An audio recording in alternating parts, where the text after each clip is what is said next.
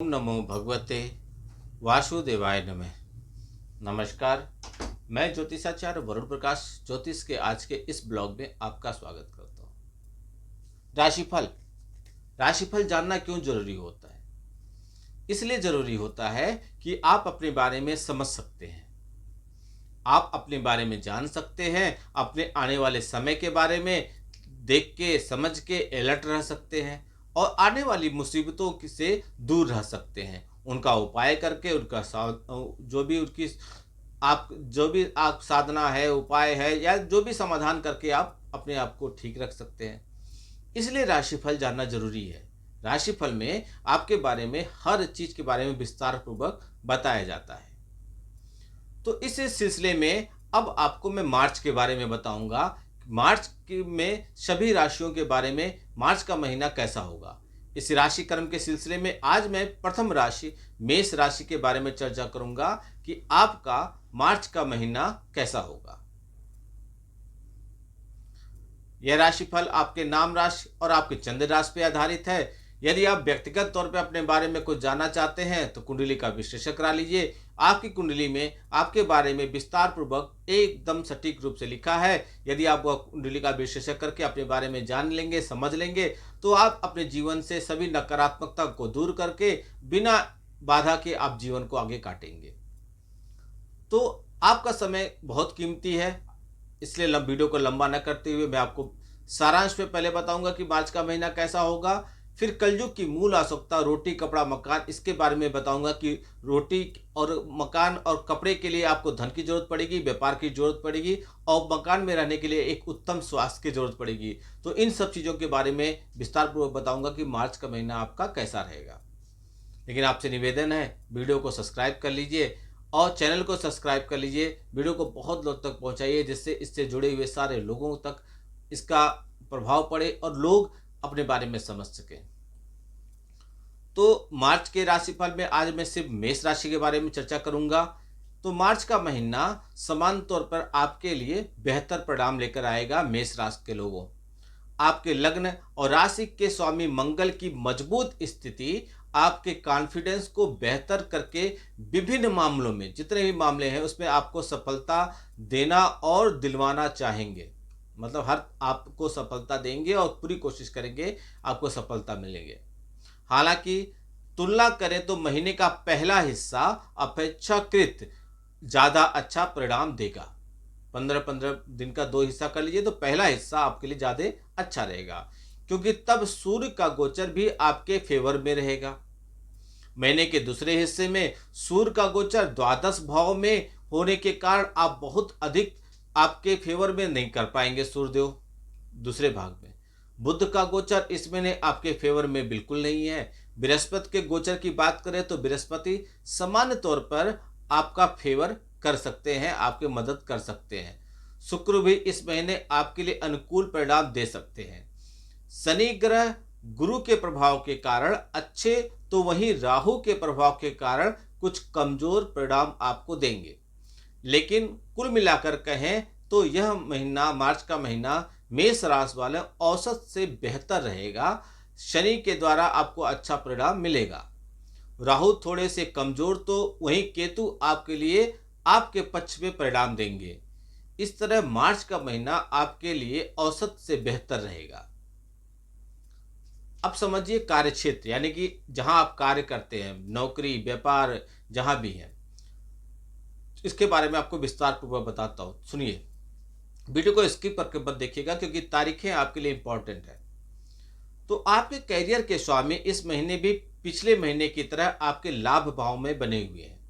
सामान्य तौर पर यह एक अनुकूल स्थिति कही जाएगी, लेकिन महीने की शुरुआत दिनों में शनि थोड़े से कमजोर रहेंगे, फलस्वरूप पूरी ताकत से मदद नहीं कर पाएंगे।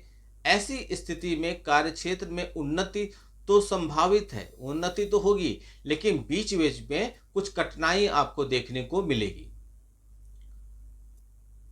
मार्च महीने के पहले हिस्से में सूर्य का गोचर भी आपके लिए बहुत ज्यादा मदद करता हुआ दिखाई देगा। ऐसे में कार्यक्षेत्र से जुड़े मामलों में काफी हद तक अनुकूल परिणाम आपको मिलेंगे, लेकिन छोटी मोटी विसंगतियां भी आपके साथ रहेंगी। जो लोग व्यापार करते हैं, व्यापार से जुड़े हुए लोगों के लिए यह महीना तुलनात्मक रूप से सावधानी पूर्वक काम करने की उनको जरूरत है, क्योंकि व्यापार व्यवसाय के कारक ग्रह बुध इस महीने आपके पक्ष में नहीं दिख रहे हैं। फलस्वरूप कुछ व्यावसायिक निर्णय आपको कमजोर कर देंगे, लेकिन यदि कोई जोखिम नहीं उठाएंगे तो परिणाम समान तौर पे आपके लिए अनुकूल रहेगा। इस तरह से हम कह सकते हैं कि व्यापार और व्यवसाय के मामले में यह काफी हद तक अनुकूल परिणाम प्राप्त कर पाएंगे।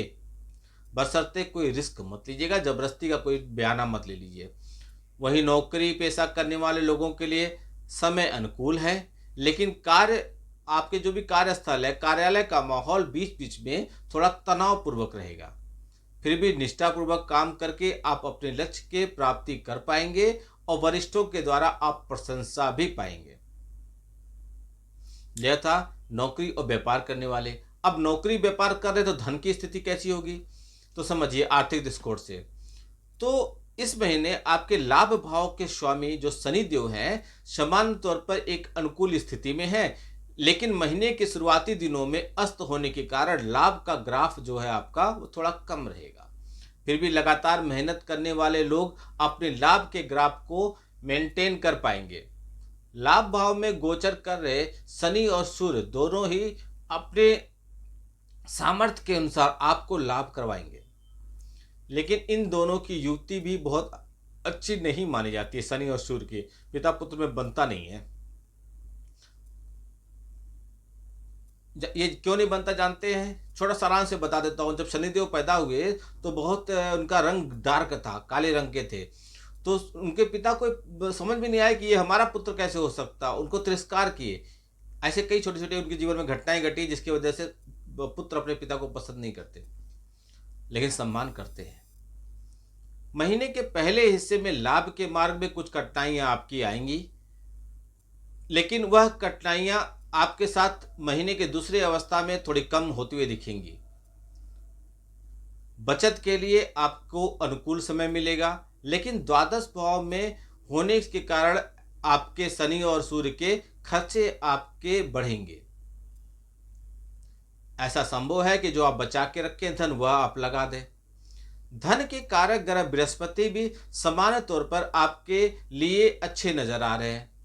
इस तरह इस महीने यानी कि मार्च के महीने में आर्थिक मामले में काफी हद तक आपके लिए अनुकूल रहेगा। किसी बड़ी आर्थिक समस्या का योग तो नजर नहीं आ रहा है। आप अपनी मेहनत के अनुरूप न केवल लाभ प्राप्त करेंगे बल्कि अच्छी बचत और निवेश भी कर लेंगे। लेकिन यह तभी संभव है जब आपका स्वास्थ्य अच्छा होगा। तो स्वास्थ्य के मामले में मार्च का महीना मेष राशि वालों कैसा होगा, तो समझिए आपके लग्न और राशि के स्वामी मंगल इस महीने काफी अच्छी स्थिति में है, जो आप सेहत की और आपकी स्वास्थ्य की सुरक्षा करेंगे, उसको मजबूत करेंगे। हालांकि लग्न पर शनि ग्रह की दृष्टि लगातार बनी हुई है। ऐसे स्थिति में स्वास्थ्य के प्रति लापरवाही नहीं होना है। आप योग ध्यान इन सब चीजों को करते रहिए।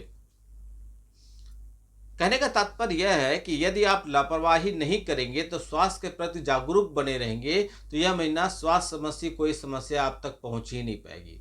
आप योग व्यायाम इस सब पे करते रहिए। परिवार की स्थिति की बात करूं तो मैं परिवार के लिए यह महीना आपको अनुकूल परिणाम दिखाते हुए दिख रहा है। दूसरे भाव में बृहस्पति का प्रभाव समान तौर पर अनुकूल परिणाम आपको देंगे। बृहस्पति चंद्रमा के प्रभाव पे रहेंगे, फलस्वरूप पारिवारिक सदस्यों के बीच भावनात्मक लगाव बढ़ेगा।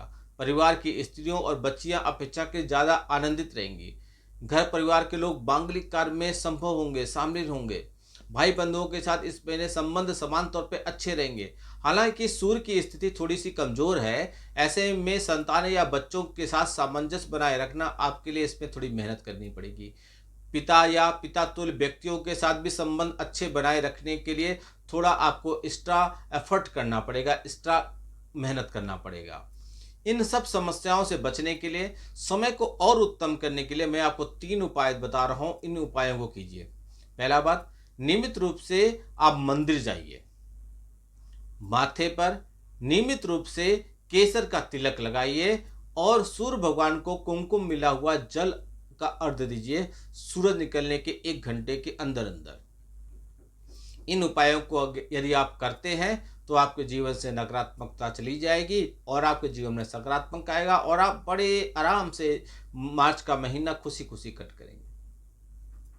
वीडियो को बहुत हद तक पहुँचाइए, हमारे सनातनी परिवार के लोगों को हर तरह का लाभ मिले, इस उद्देश्य के साथ आपका दिन शुभ हो। भगवान भोलेनाथ का आशीर्वाद आप पे बना रहे। नमस्कार। जय श्री राम।